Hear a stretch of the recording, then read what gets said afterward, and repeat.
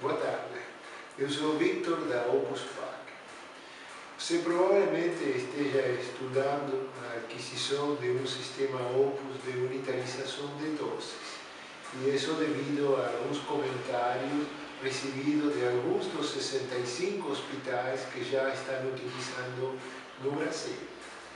Se você está considerando a compra do sistema Opus apenas por ser um maquinário que melhora a velocidade do processo, deixe-me expressar alguns comentários para expandir seu horizonte.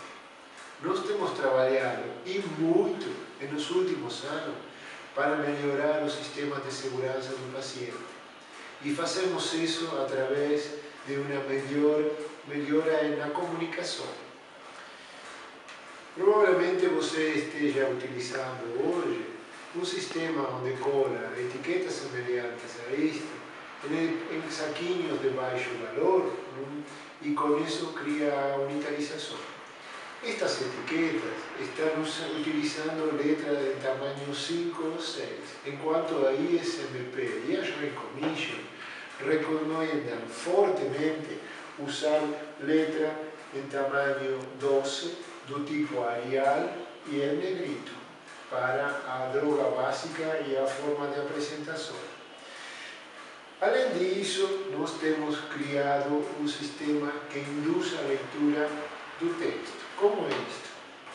Quando a enfermagem tem que a leitura está dificultada, o caminho mais fácil é olhar o medicamento, eles reconhecem, porque estão fazendo isto várias vezes por mês, e administram de acordo com a forma e a cor. Nosso sistema, se você quiser abrir o medicamento, ele não vai conseguir abrir, a menos que você saiba qual é o único lugar, o único lado que abre. E você descobre isso quando está frente ao texto, olhando para a seta. A seta esta marca o único lugar que abre. Quando você está olhando a seta, você está lendo. Este sistema que induz a leitura é o que nós chamamos leitura, administração com leitura.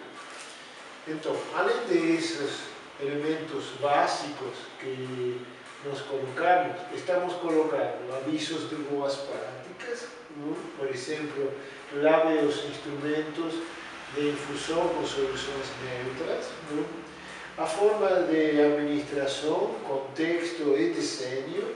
Nós temos criado 35 desenhos para ajudar a esta comunicação. O desenho chama a atenção, o texto dá precisão na linguagem, ambas coisas são complementares e fazem a mensagem muito mais eficaz.